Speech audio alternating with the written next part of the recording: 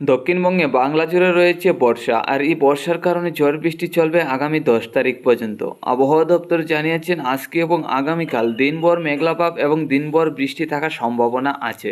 তারপর আগামী 6 তারিখ থেকে নিম্নচাপ এবং বৃষ্টির সম্ভাবনা থাকবে সন্ধ্যা রাত্রি থেকে সারা রাত্রি পর্যন্ত।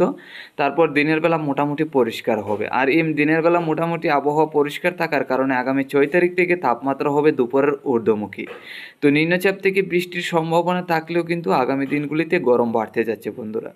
তো আজকে এবং আগামীকাল কোন কোন জেলায় কী পরিমাণ বৃষ্টির সম্ভাবনা আছে, যেহেতু মেঘলাভাব থাকবে দিনভর, তা আমরা দেখে নেব। এছাড়া বৃষ্টি হলেও তো তাপমাত্রা হবে ঊর্ধ্বমুখী, গরমও কেমন বাড়তে যাচ্ছে এবং তাপমাত্রা কত ডিগ্রি সর্বোচ্চ হতে যাচ্ছে আগামী দিনে তা আমরা দেখে নিচ্ছি। আমরা চলে এলাম সরাসরি লাইভ ট্রেকিংয়ে। আজ মঙ্গলবার 6 তারিখ জুন মাস 2024। আজকে সকাল থেকে দেখতে পাচ্ছি বাংলাদেশের উত্তরে জেলাগুলির মধ্যে রয়েছে বৃষ্টি, তাতে রংপুর, সিলেট, ময়মনসিংহের সাইড নিয়ে রয়েছে হালকা পাতলা ঝড় বৃষ্টি, আর শিলিগুড়ি, আলিপুরদুয়ার, গুয়াহাটির মধ্যেও হালকা পাতলা ঝড় বৃষ্টি দেখতে পাচ্ছি।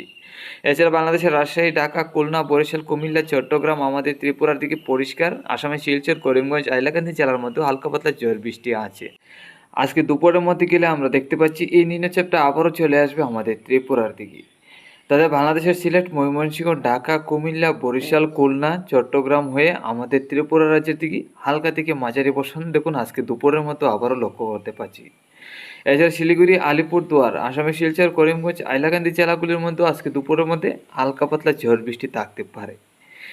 আর আমাদের দুপুরের মধ্যে যে এই নিম্নচাপ শুরু হবে, এই নিম্নচাপটা কিন্তু বিকালের পর্যন্ত থাকার সম্ভাবনা আছে, যা থেকে বিকাল পর্যন্ত আজকে সন্ধ্যারাত্রি পর্যন্ত ঝড় বৃষ্টি থাকার সম্ভাবনা আছে আমাদের ত্রিপুরা, আসামের শিলচর, বাংলাদেশের সিলেট, ঢাকা, দক্ষিণে খুলনা, বরিশাল, কুমিল্লা, চট্টগ্রামের দিকে, যা থেকে হালকা থেকে মাঝারি বর্ষণটা দুপুর থেকে একদম সন্ধ্যা পর্যন্ত থাকার সম্ভাবনা আছে আজকে।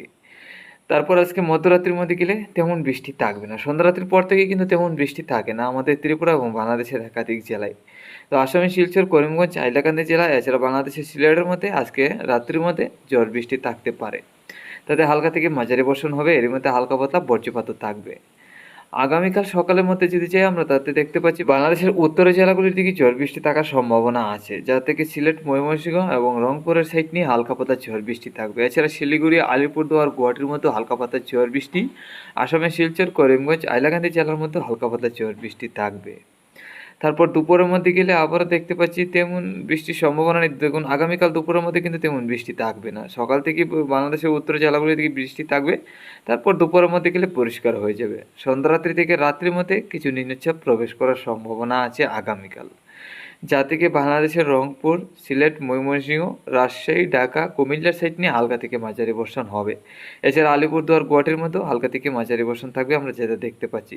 তো সন্ধ্যারাত্রি থেকে মধ্যরাত্রির মধ্যে এই নিম্নচাপটা চলে আসবে আমাদের ত্রিপুরা এবং আসামের শিলচরের দিকে। তাতে বাংলাদেশের সিলেট, ময়মনসিংহ, ঢাকা, কুমিল্লা হয়ে আমাদের ত্রিপুরা, আসামের শিলচরে হালকা থেকে মাঝারি বর্ষণ থাকবে, এর মধ্যে হালকা পাতলা বজ্রপাত। শিলিগুড়ি, আলিপুরদুয়ার, গুয়াহাটির মধ্যে হালকা থেকে মাঝারি বর্ষণ থাকবে রাত্রির মধ্যে আগামীকাল দেখতে পাচ্ছি। তো বন্ধুরা, এই ছিল আজকে এবং আগামীকালকের আপডেটটা। তো এখন দেখে নিচ্ছি আগামী দিনগুলিতে নিম্নচাপ এবং বৃষ্টির সম্ভাবনা কেমন আছে। আগামী 6 তারিখ থেকে আমরা যেটা দেখতে পাচ্ছি, হালকা পাতলা ঝড় বৃষ্টি সকাল থেকে, দুপুর থেকে মোটামুটি পরিষ্কার হবে বিকাল পর্যন্ত, আবার সন্ধ্যা রাত্রি থেকে রাত্রির মধ্যে ঝড় বৃষ্টি হালকা থেকে মাঝারি।